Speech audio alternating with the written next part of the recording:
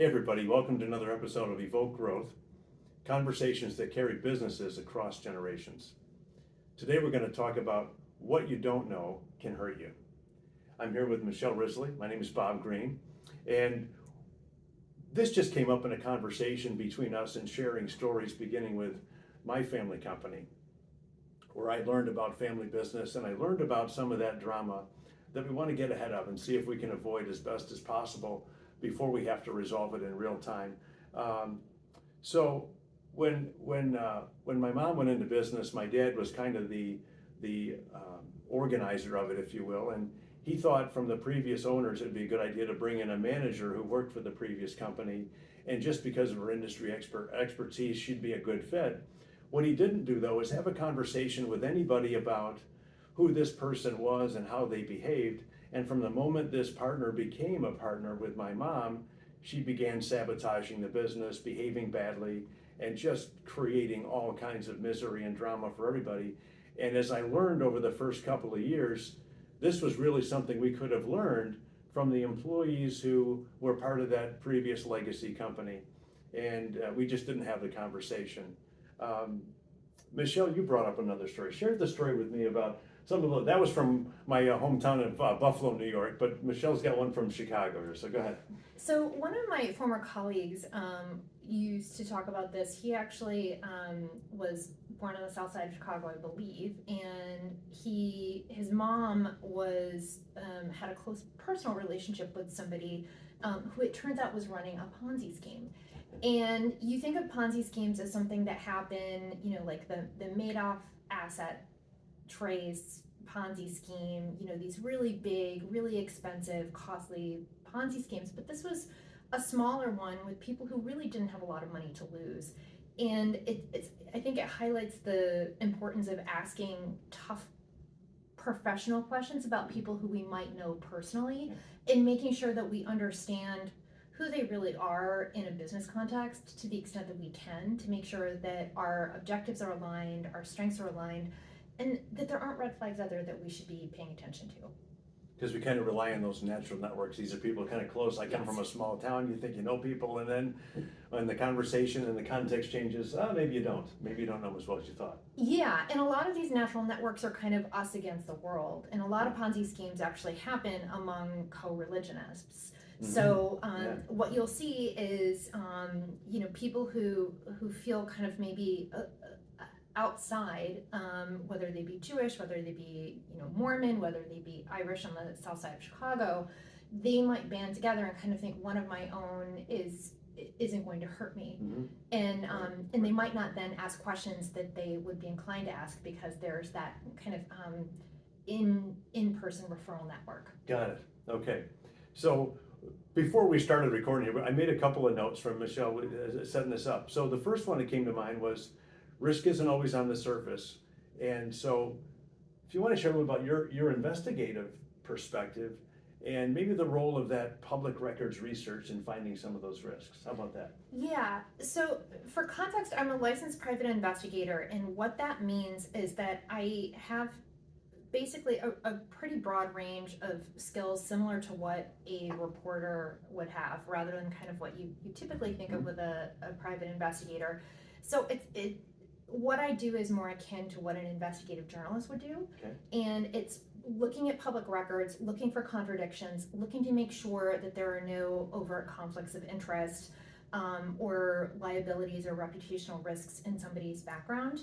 And the element other than public records, which harkens to what you mentioned earlier, is the importance of asking questions of people.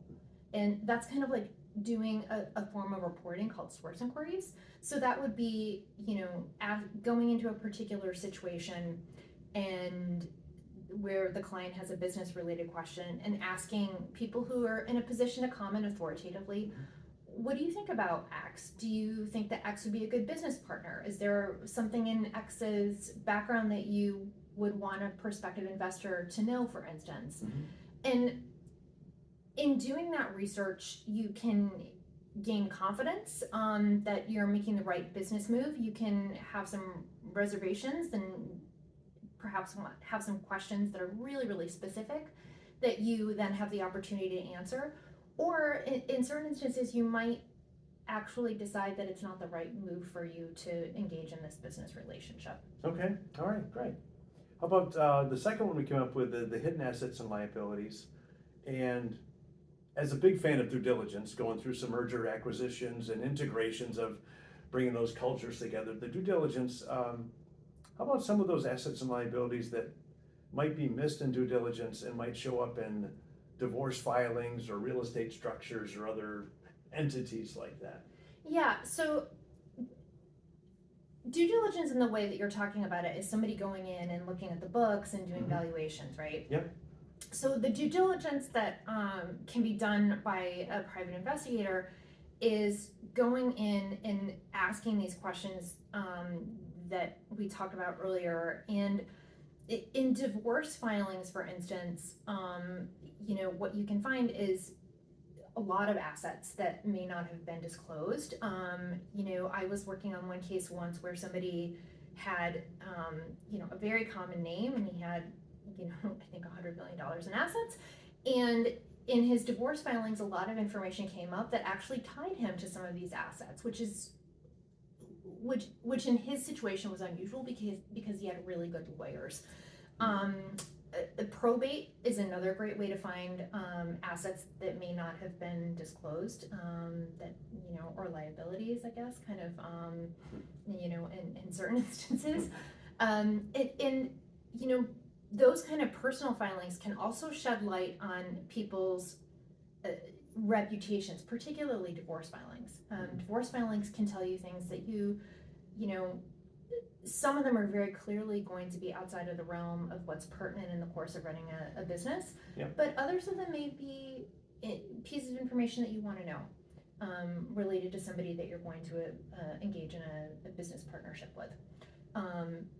Complex real estate, I think what you could look for there is you could look for evidence of self-dealing or related party transactions where somebody is engaging in a deal that is, I guess, kind of what you would call the sweetheart deal, where they're kind of, because they have a close relationship to the other party, they're either perhaps overselling and therefore getting profit back, or they're underselling and somebody else is unfairly benefiting from a transaction that's not conducted at market rate. And shell companies are interesting because one of the main things that I think is really useful about shell companies is that they give you this address. And from an investigative perspective, what you do is you take that one address and you put it in a database, and that aggregates, kind of all of these business entities.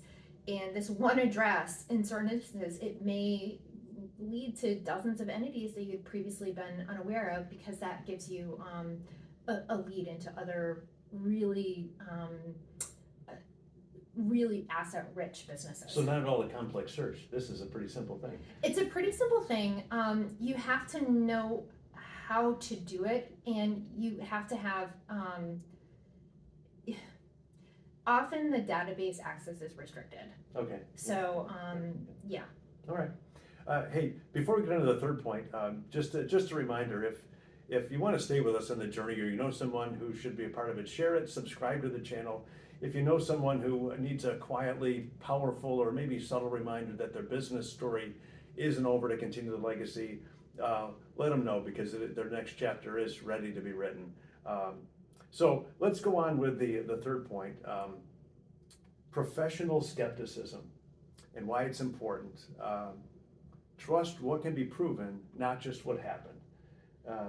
I think that sums up pretty well where we are. Yeah, I think that does. And I think that there are a lot of ways that people can defraud other people. One is you can pretend to be somebody you're not, and then, which is kind of something we all are much more familiar with from our daily life.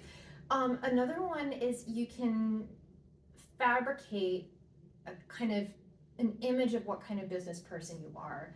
And I've seen this in a number of instances in my career where people will make up fake websites to, to make it seem as though their business has longevity when really it's kind of a front. You can buy press, right? I'm working on a case right now where somebody is claiming to have been on the cover of a global magazine, yet all of the press on his website is self-published.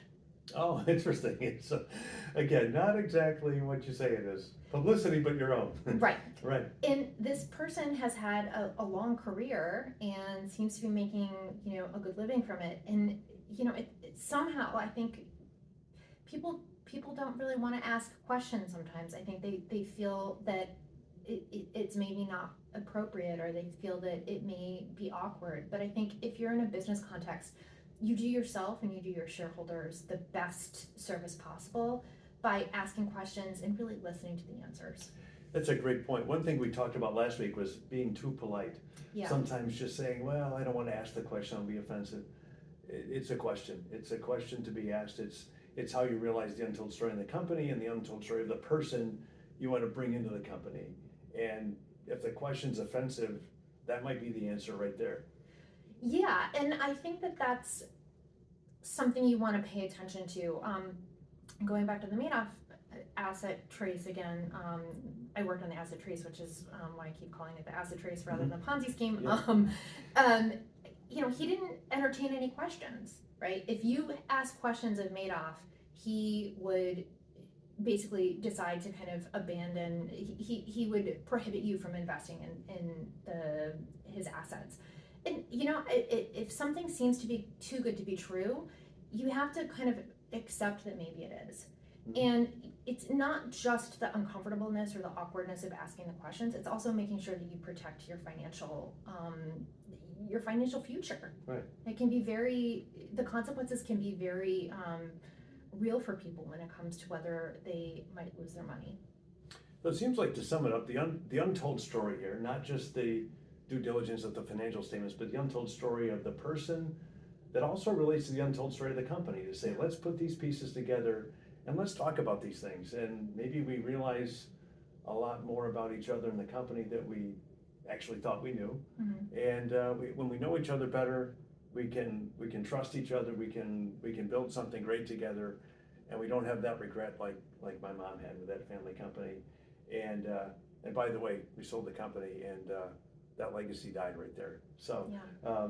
For those things to continue beyond generations, we should get to know each other. We should have the conversation, whether it's professional skepticism or just, I'm interested in learning more.